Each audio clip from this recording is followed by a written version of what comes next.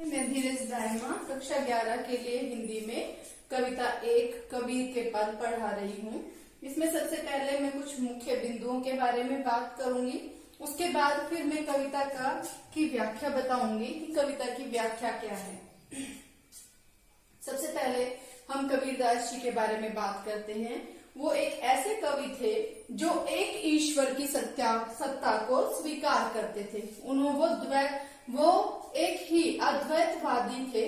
वो एक ही ईश्वर की सत्ता को स्वीकार करते थे। कुछ ऐसे कवि हैं या कुछ ऐसे जो मान्यता जिनकी ऐसी है जो उन्होंने अलग अलग ईश्वर को माना है, लेकिन वो कहते थे कि कोई ऐसी एक सुपर नेचुरल पावर है, एक परम शक्ति है जिसने पूरे संसार को चलायमान किया हुआ है, तो वो एक ही ईश्वर की सत्ता को स्वीकार करते थे। दूसरी बात, जो ईश्वर के सच्चे रूप को जान लेता है उसे कोई भय नहीं रहता। और ईश्वर का सच्चे रूप कौन जान पाता है?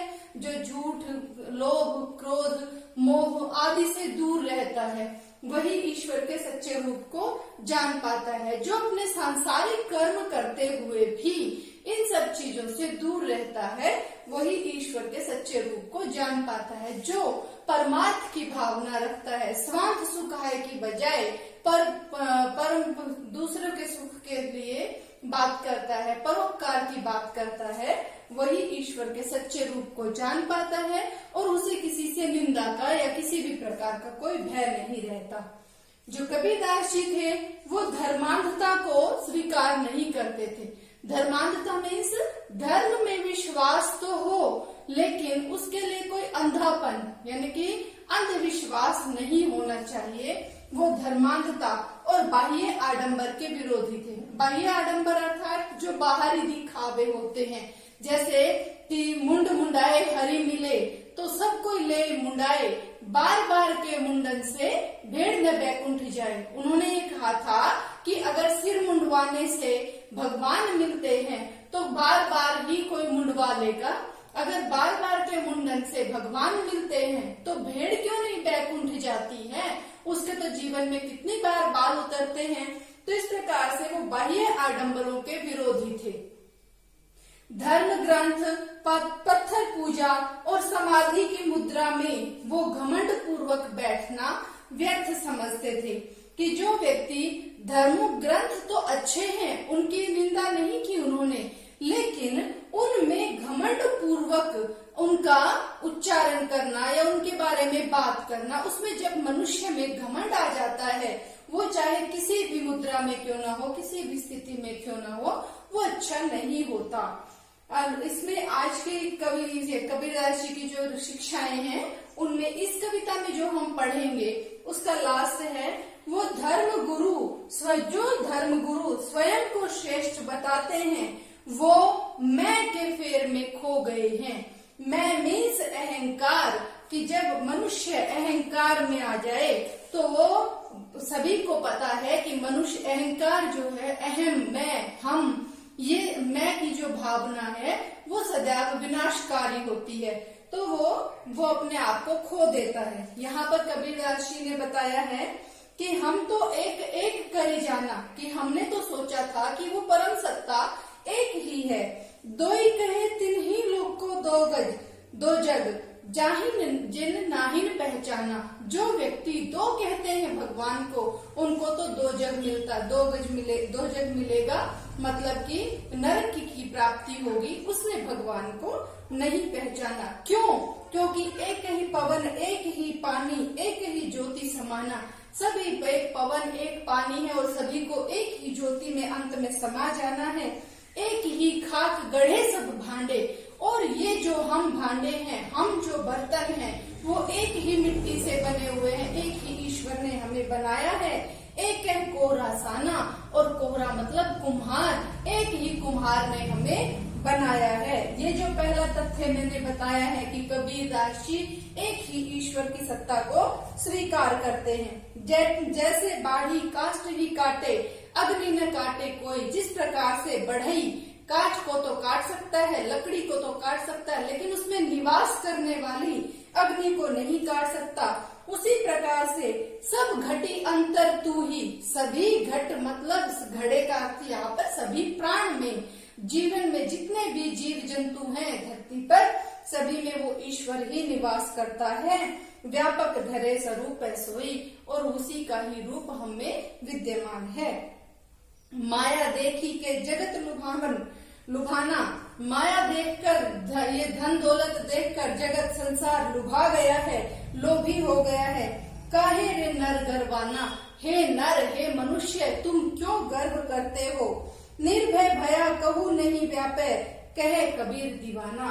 कबीर दास जी कहते हैं कि जो निर्भय होकर भगवान का भजन करता है, जो दूसरा तथ्य है वो हमारे यहाँ पर क्लियर होता है कि जो निर्भय होकर भगवान का भजन करता है उसे कभी भी कोई दुख संकट व्याप्त नहीं होता, उसे कोई भय नहीं रहता।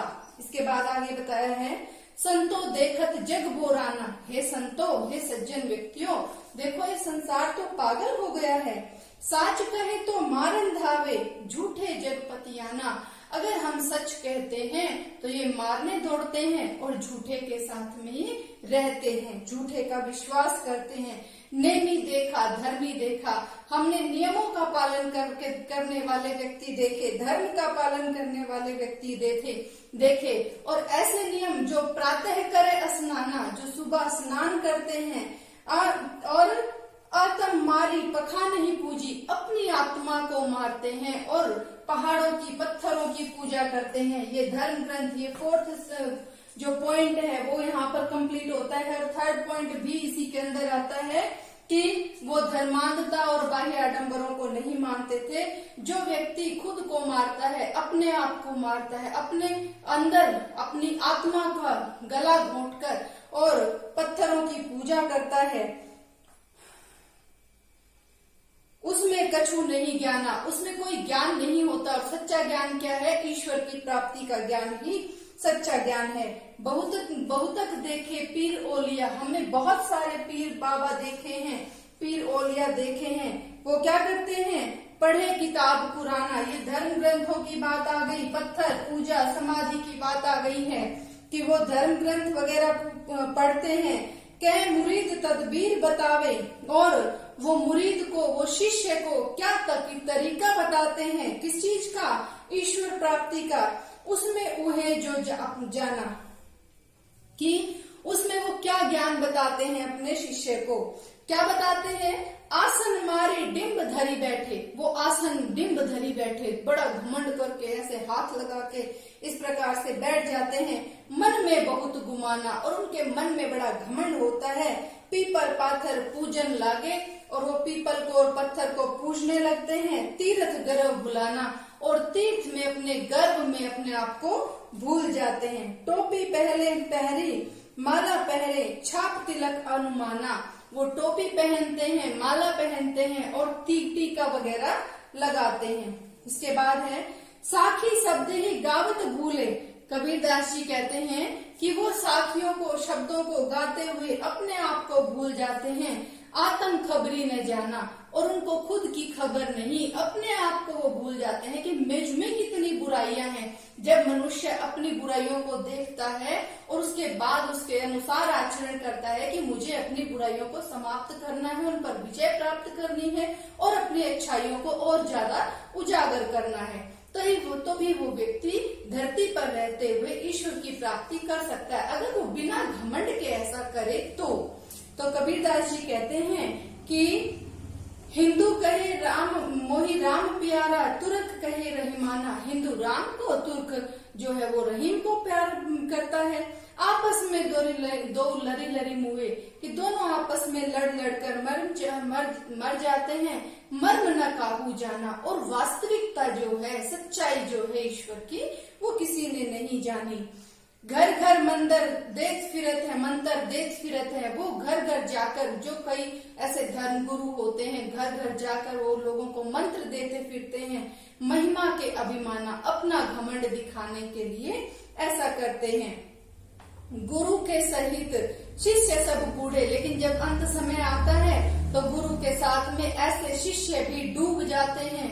कैसे शिष्य? जो बिना गर्व में काम करते हैं और अंतकाल पछताना, अंतकाल में वो पछताते हैं। कभी कहे कबीर सुनो हो संतो, सब ई सब मरम भुलाना, कि ये सब भरम भुलाना, ये सभी भ्रम को भूल जाओ और क्या करो, केतिक कहो कहा नहीं माने, सहज सहज समाना, कि ईश्वर जो है वो कितना ही कहो वो किसी में नहीं व्याप्त होता, वो सहजता से सभी में ही व्याप्त रहता है।